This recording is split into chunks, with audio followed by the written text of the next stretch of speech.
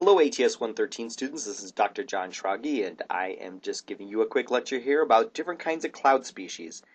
Uh, the most important thing to keep in mind when we're talking about different types of clouds is you have to first of all remember that all the clouds that we're interested in this class are going to be happening in the troposphere. They're going to be in the lowest, roughly 11 kilometers of the atmosphere below the tropopause. There are some very exotic type of clouds that you would get higher than that.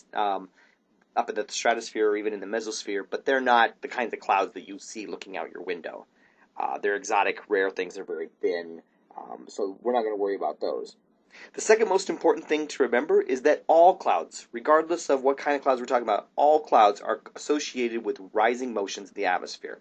If you think back to earlier units in the course, this is because the rising motion is going to cause cooling. This is this business of adiabatic cooling. The air parcel expands as it rises and encounters lower and lower pressures, and that expansion causes cooling that reduces the total amount of water vapor that the air could be holding, and that brings the air parcel closer and closer to saturation. We're going to broadly say that there's going to be about 3 different types of clouds, and they're going to be based on the way that those clouds form. These are some pretty powerful vocabulary words. We're going to say that there's going to be the cumuliform clouds, the stratiform clouds, and the cirriform clouds. But none of these descriptions of these different types of clouds are particularly satisfying. Some clouds are going to kind of straddle categories. Some don't fit neatly into any of those characters. This is a pretty rough breakdown.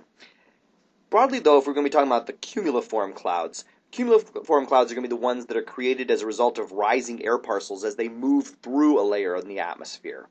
The layer of the atmosphere itself is typically not itself rising. They are going to be relatively vertically developed. They're going to be approximately as tall as they are wide, maybe even taller than they are wide. These are the kind of clouds that are typically puffy on the top and flat on the bottom. This word cumuliform is going to be associated with another word we're going to see in a little bit, cumulus. These are old words that have to do with the idea of heap. They're going to be big piles of cloud. If we look at some examples here of some cumuliform clouds, here's a nice looking cumuliform cloud. You can see how they're flat on the bottom and they're puffy on the top. And it's not terrible, doesn't take just too much imagination, really, to see how there would be rising motion associated with these towers of these cumuliform clouds that are developing. These happen to be cumulus clouds, but the type of cloud, the adjective is cumuliform. And so you can really just see the rising motion here. And again, if we take a look at some other examples of cumuliform clouds, this is a lovely little cloud here. It's got a nice flat bottom that's associated with its lifted condensation level. That's a term you might remember from an earlier unit in the course. You can see its nice puffy top that shows how high up the updraft got. Here's a nice cumuliform cloud. This is actually a very big cloud. This is part of a thunderstorm here. Thunderstorms are going to be part of the class of clouds that we call cumuliform clouds. But other types of cumuliform clouds don't really look very much like this at all. Here are some again, we'll learn the exact name of this particular type of cloud in a few minutes, but these little clouds right here are all examples of cumuliform clouds too. These are individual air parcels that are rising through a layer of the atmosphere, and that layer itself is not rising. They're rising through a layer of the atmosphere. In contrast to the cumuliform clouds, we have the stratiform clouds. Stratiform clouds are going to be the kind of clouds that happen when an entire layer of air is going to be rising. We're not talking about an individual air parcel rising through a layer. Now we're saying the whole layer of the air is rising. These are not going to be particularly strong rising motions. The updraft of, say, a cumuliform cloud is certainly on the order of several miles per hour, maybe even several tens of miles per hour. For a stratiform cloud where you're lifting a whole layer, we're talking, much, much lower. In meteorology, we tend to measure those updraft speeds in like centimeters per second. I mean, they're not a very fast rising motion at all. Typically speaking, stratiform clouds are typically very broad. They tend to result in overcast skies. Generally, the stratiform clouds are going to be the ones that cover the entire sky. Here's a good example of a stratiform cloud, and you're going to see that the stratiform clouds are often hard to get good pictures of. It's just hard to get a good picture that shows what an overcast sky looks like. But you can kind of get a sense here of the fact that the whole sky is covered with clouds, and that's going to be associated with a whole layer of air that's rising. You'll see examples of the stratiform clouds, and we'll do that in other places in this lecture too. Here's another stratiform cloud. Again, we'll learn the specific names of these different stratiform clouds. They can be quite close to the ground, they can be quite high up, they can form by different processes, but they're all examples of layers of clouds that form as well, entire layers of the atmosphere rise. Stratiform here is the adjective. We'll see that there are specific types of clouds that have the word stratus in them. Stratus is the noun, stratiform is the adjective. There's also another type of cloud here that doesn't really fit the cumuliform or the stratiform categories, and that would be the cirriform clouds. The cirriform clouds, or you possibly have heard the word cirrus. Cirrus is the noun. Cirriform is the adjective. These are going to be very, very high clouds. They're typically just below the tropopause. And they are so high up that at the temperatures that are up there, they're going to be made completely of ice with no supercooled water at all. They're going to have temperatures of maybe 40, 50 degrees below 0 Celsius. One of the characteristics that makes a cirriform cloud fairly easy to identify is they typically have sort of a fibrous appearance. In fact, fibrous is one of the translations you'll often see for this I have to admit I don't know if it's Latin or Greek word, cirrus. Here's a lovely example of cirriform clouds. These are by far Dr. Shragi's favorite type of clouds. I like these ones right here. See how they have this sort of wispy appearance? It's sort of fibrous. Here's another nice example. There's some cumuliform clouds in the foreground, but then higher up we have some different kinds of cirriform clouds. Now there's going to be a naming system to how we're going to make these things work. In general, when we're trying to classify a particular type of cloud, we're going to use this idea of clouds being either stratiform or cumuliform, and we're going to put a prefix on them that describes the height at which they're happening. So for example, we're going to put this prefix cirro on them if they're high clouds that are occurring in the upper troposphere. We're going to put this prefix alto on them if they're occurring in the middle troposphere, and if there's no prefix at all, they're going to be clouds that are associated with the lower troposphere. I pulled this slide here out of, well, actually this comes from an earlier printing of the textbook, but it happens to be my favorite, just because it happens to show a wide range of different types of clouds in one particular slide. And I want to show you here how, like, for example, we can group together the high clouds, and therefore they should all have cirro as a prefix in front of them, and you'll see that these are going to be things like cirrocumulus, a cumuliform cloud that is high, a cirrostratus cloud, a stratiform cloud that is high. We can skip down to looking at the mid-level clouds, and the mid-level clouds occur in the middle troposphere, and there can be altocumulus, the cumuliform clouds at mid-levels, and altostratus. We can switch down to the low-level clouds, which don't have a prefix, and we'll see examples of all of these in a few minutes, but there's going to be this cumulus, and the stratus, and stratocumulus, nimbostratus, things like that. The one that really doesn't fit the categories at all, though, of course, is this big one on the right-hand side of the screen here, cumulonimbus. Cumulonimbus is a big cloud that spans the depth of the entire troposphere. It is a type of cumuliform cloud. In fact, you're going to see it's a type of thunderstorm. It is a thunderstorm. It's going to have its base at the lifted condensation level, and it's going to have its top way up at the tropopause. We're going to learn so much about thunderstorms in the severe weather unit of the course, though. We don't need to spend just huge amounts of time on them with regard to types of clouds. So if we move forward here and we start talking about the different types of clouds, if we focus first on the high clouds, they're going to be the ones that have cirrus in their name. Now, the first one here is just the cirrus clouds. Cirrus clouds are very high and very cold. They're up near the tropopause, which is the coldest place in Earth's atmosphere. So they are very cold, 40, 50 degrees below 0 Celsius, maybe even more. And at those temperatures, there's no longer any supercooled water. Any water that's available in the cloud has turned to ice at those heights. They can't produce precipitation. Remember in an earlier unit of the course when we learned about that precipitation required the Bergeron process? The Bergeron process was this business of when a cloud is made up of a mixture of supercooled water and ice crystals, the ice crystals grew and the supercooled water droplets shrank. Well, if you don't have any supercooled water droplets, then the Bergeron process doesn't work. So there's really no way to get precipitation from these cirrus clouds or any of the cirriform clouds for that matter. Not that you really could get precipitation from them anyway. These are so high above the ground, any precipitation that fell out of them would almost certainly evaporate before reaching the ground anyway. That doesn't make these cirrus clouds unimportant, by the way. They're actually quite important because they can have an important impact on the radiation balance. They reflect sunlight, which helps cool the surface of the Earth, and they also absorb long-wave radiation and then re-emit it, They're part of the greenhouse effect in that sense, just like any cloud is. So, I mean, while cirrus clouds are pretty, in fact, they're my personal favorite type of cloud, uh, they don't produce precipitation, but they do have important impacts in the atmosphere. Here's another example of some cirrus clouds. See how they have that nice fibrous appearance? Um, Sometimes you hear them described as being mare's tails because they do sort of have an appearance of something like a horse's tail, kind of long and fibrous like that. Another type of cirriform cloud that we can talk about would be a cirrocumulus cloud. A cirrocumulus cloud would be a cumuliform cloud in the upper troposphere. Cumuliform in the sense that it is made up of individual air parcels that are rising through a layer that itself is not necessarily rising. In fact, typically is not. If you look at this little picture that we have going on right here, there are hundreds of cirrocumulus clouds in this picture here. And that's, in fact, the typical way in which we tend to experience cirrocumulus clouds. Cirrocumulus clouds are, the right word is gregarious. That word wouldn't appear on your test, but they occur in groups, like flocks of sheep or something like that. These clouds, on a picture, it's a little hard to tell, but when you see them yourself outside, they look really small.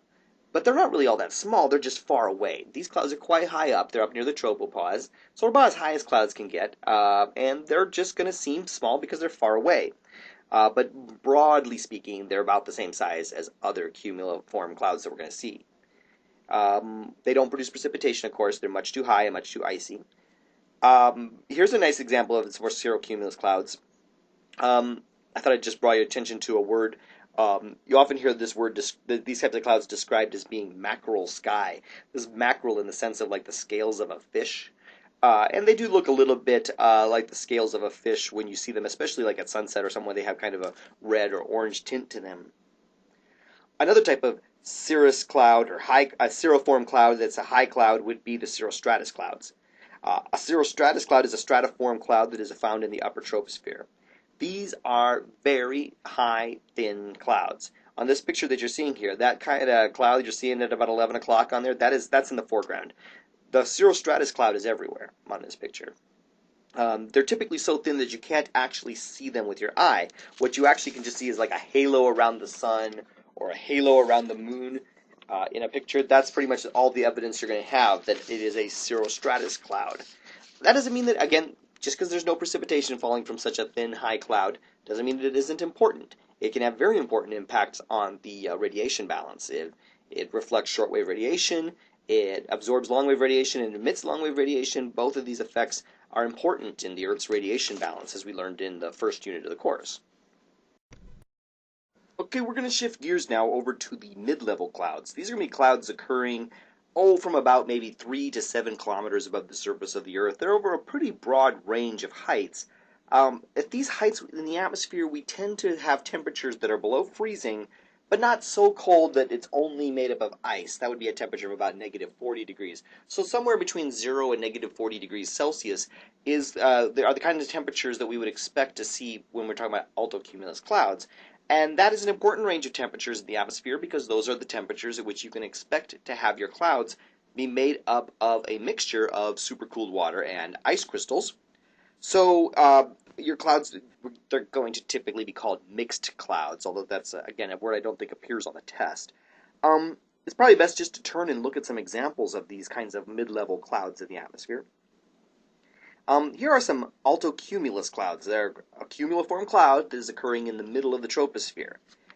Much as was the case for the cirrocumulus clouds, the altocumulus clouds are also always going to occur in groups. Again, the vocabulary word wouldn't be on the test, but the word is gregarious. They occur in groups. They like groups. You'll notice from this picture here that they look bigger than the cirrocumulus clouds. They aren't really bigger, not much bigger anyway, if they are at all. Rather, they're just closer to the ground, so they're closer to your eye, so they seem bigger. If we look at it, here's another example of some altocumulus clouds. They're typically seen in like these kind of lines or billows or waves, like what you're seeing here in this picture. These kind of clouds typically are also not normally producing precipitation. They're not particularly thick. They're quite high above the surface of the Earth, but they, again, can have an important radiative impact. In contrast, you can take a look at the altostratus clouds, a mid-level stratiform cloud. These are probably the hardest clouds to get a picture of. They just are not capable of being seen very well in photography, mostly because they are pretty featureless. When the sky is just sort of evenly gray or even white, that's typically an altostratus cloud. When you want to take a picture of a cloud and figure out if it's what kind of, or look at a picture of a cloud and figure out what kind it is, kind of the telltale sign that it is an altostratus cloud that you're seeing is that you can see the sun through the cloud as just sort of a glowing spot or a disk. You can look at the don't stare at the sun, but you can look at the sun through altostratus clouds, etc. Again, here are a couple of pictures of examples of altostratus clouds. They're just not that photogenic. They tend to be very smooth and featureless. They're just sort of an even shade of gray or white or something like that. They don't tend to take very good pictures. You just basically have to look to see, can you see the sun through them? If we switch now to the low clouds, remember the low clouds are not going to have a prefix associated with them. So, for example, a low cumuliform cloud will be a cumulus cloud. Here's a nice picture of some cumulus clouds. They look big. They take up a bigger part of the picture, but they're just closer to the ground. They may be a little bigger or a little smaller than the other ones, but the main impact is that they just look so much bigger because they're so much closer to the ground. As we've said earlier, they're going to generally be flat on the bottom and puffy on the top. They're characterized by an air parcel rising through an environment, through a layer or an environment that is itself not necessarily rising. Cumulus clouds are not considered gregarious clouds. They don't necessarily occur in groups. You can look out your window and see one cumulus cloud. That being said, that isn't really a very common situation, because, of course, you would normally think that whatever conditions caused one cloud will have been causing other ones as well, but you can see just one cumulus cloud. Okay, turning now to the type of low clouds that we're going to be calling stratus. Stratus clouds are stratiform clouds in the lower atmosphere. They're going to be clouds that are formed by the lifting of an entire layer of the atmosphere lifting an entire layer in the lower troposphere. These are going to be pretty darn low. The base of stratiform clouds could be as low as maybe 100 meters above the ground. That would be an awfully low cloud, but they can be awfully low. You can see structure in the clouds at that height. You can actually see that, it's a little higher here, a little lower here, maybe it's a little ragged here, it's smoother here. They are so close that you see some structure, kind of like what you're seeing in that picture that's down there on the screen. As was the case that we mentioned earlier, stratus clouds in general are hard to get good pictures of because they are so, they're just overcast. I mean, you just sort of get this sort of gray picture here. So anyway, these are another example here of some stratus clouds, but you know what I'm talking about. Overcast, low clouds, you can actually sort of see that it's darker in some places, lighter in others, etc. Let's switch to some of these types of low clouds that don't fit neatly into categories like stratiform and cumuliform and so on. You could tell, for example, just by the name stratocumulus that this is going to be a strange type of cloud. Stratocumulus clouds are by no means rare. Stratocumulus is when you have a whole layer of cumulus clouds occurring side by side. And again, it's a little hard to get a good picture of these things, but it's clear when you actually are outside looking at such things that it's not, a continuous layer of clouds. There are breaks. You can see individual gaps between some of the clouds. It's clearly made up of a layer of cumulus clouds. They're individual cumulus clouds occurring side by side, cheek by cheek. They are, almost covering the sky, but there's patches where you can see the blue sky between the clouds, etc. Hard sometimes to get a good picture of that kind of stuff. Another type of low cloud that doesn't fit neatly into the categories would be nimbostratus. Nimbo is a prefix that means something like raining. And so a nimbostratus cloud is a low stratiform cloud that is producing precipitation. Now, generally speaking, these are not going to be producing heavy precipitation. In general, this is going to be producing things like drizzle or very gentle rain. These are very low clouds. They're producing gentle rain. Again, it's almost impossible to get a decent picture of them because basically, if there's rain falling, it's hard to, the visibility isn't that good. But the nimbostratus clouds are going to be the ones that then are producing precipitation, gentle drizzle, etc. Drizzle has to come from a low cloud like this because those droplets are pretty small. They're falling slowly. If they were coming from a cloud that was higher than this, they would be falling. The distance between the cloud base and the ground would just be too great. They wouldn't get to the ground without evaporating. Now, of course, the granddaddy of all the types of clouds are the thunderstorm clouds. The right word is cumulonimbus. Cumulo, because they are a cumuliform type of cloud. They are based on air parcels that are rising through a layer. And nimbus in the sense that they are producing precipitation. These are huge clouds, much, much bigger than all the other types of clouds that we were talking about. These span the entire depth of the troposphere. Their base is at their lifted condensation level, which might be as little as a few hundred meters above the ground, and their tops are up at the tropopause, which might be 10, 11 kilometers up. They are very, very strong rising motion. Even a very small thunderstorm, like a thunder shower, would have rising motions of 40, 50 miles per hour. Severe thunderstorm would be more like 60 to 100 miles per hour. We'll learn more about cumulonimbus clouds and their structure and their updrafts and so on in the severe weather unit of the course. But at least for now, you have kind of got an introduction to identifying them. One of the features that will be very useful to you when you are looking for and trying to identify a cumulonimbus cloud is they'll often have a structure that we call the anvil. When the updraft of the thunderstorm hits the tropopause, you remember we can always think of the tropopause as being something like a ceiling for weather. It's the top as high as the rising motions are going to get. So when this plume of rising motion hits the tropopause, it tends to just sort of spread out, and you get the cloud to just sort of have this anvil shape, kind of like like what a blacksmith would use, or a wily coyote would drop on the roadrunner or whatever.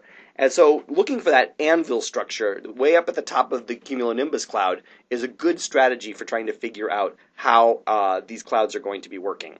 I mean, when you want to look for a cumulonimbus cloud, that's one of the first things you should be looking for. Now, we've seen all the different types of clouds that you're going to be responsible for. How does the test actually work? Well, for one thing, there's going to be questions that are just of the form, that they're asking about the clouds. Things like which ones are highest, which ones are made completely of ice, which ones are formed by the rising motions in the atmosphere. That was an easy one. They're all of them, although I can tell you some people are going to get questions like that wrong. In general, those kind of questions are the things you're expecting. I don't think you're terribly worried about them. You still have to study for them, but I don't think you're terribly worried that somehow or other those are going to be tricky or something like that. A better question is about like pictures where you identify clouds.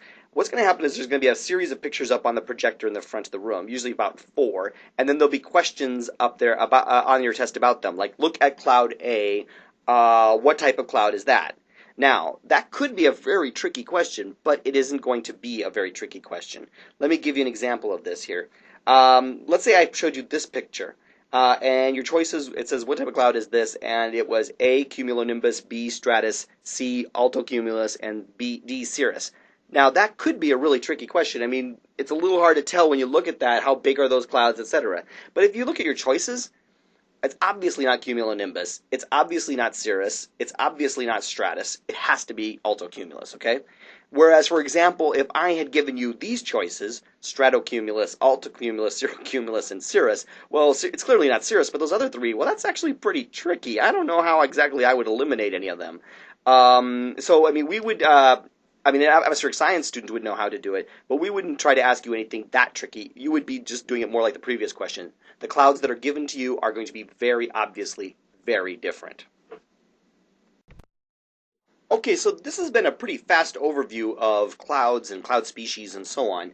Where are you going to get more information about clouds if you are trying to prepare for the test, or you want to practice a little bit, you want to look at more pictures of clouds and try to identify them? Well, of course, your first choice should always be your textbook. Your textbook has lots of information about clouds and different cloud species and so on, and there's lots of color plate pictures where you can take a look at them and figure out and quiz yourself about the different types of clouds. That would, of course, be an excellent reference. One of my personal favorite places to get good pictures of clouds is the Cloud Appreciation Society's website. Yes, there's actually something called the Cloud Appreciation Society. I have to admit I can't remember at the moment what the URL is. Just Google it. It's fine. And they have an enormous collection of pictures of clouds, of different species. And not all of them are textbook perfect. Some of them it's a little bit tricky to figure out which kind they are. On the other hand, the other ones are just gorgeous, perfect examples. It's a good resource for that kind of thing. If you do go to their website, by the way, they have a great section on clouds that look like stuff. And, there'll be like pictures of clouds that cloud really does look like a Dorito, or that cloud really does look like Salvador Dali, or it really does look like a pig. And it's a blast. I love that. I love the Cloud Appreciation Society. Another really good choice would just be to go Google Images. That's images.google.com. Put in, stratocumulus clouds. Put in cirrus clouds, and you'll see zillions of copyright protected pictures. Um, and lots of examples. In general, my experience is that they are correctly labeled. I mean, if you type in cumulonimbus cloud, it's not going to show you some cirrus clouds. Usually they are correctly labeled, and so that's going to work. Of course, another possibility would just be Wikipedia. You won't often get instructors to tell you to go to Wikipedia for a source of information for a class or for a test, but Wikipedia's entries about the different types of clouds are very accurate, and they have nice images explaining the different types of clouds and so on. Wouldn't be my first choice of a place to go. On the other hand, as far as I can tell, it seems to be a reliable source of information about these different types of clouds, all of which would be good practice for the test. Just to give you a sense on the test, by the way, how many questions will there be about clouds that come from this YouTube video? Oh, I don't know, maybe something like 6, where maybe 4 pictures, 4 questions where you have to identify pictures up on the projector up in front, and then maybe 2 to 3 maybe more cloud questions that are just straight questions that don't involve pictures. So, I mean, this is not dominating the next test. On the other hand, that's, roughly 10% of the test or something like that. You want to get them right. And so, practice these. If you have any questions, get a hold of me. Email is best. Come see me during office hours. Go talk to the folks over at the ATS help desk, whatever it takes. Yeah, get all these questions right, and your grade will be better on the next test. This has been Dr. John Schrage.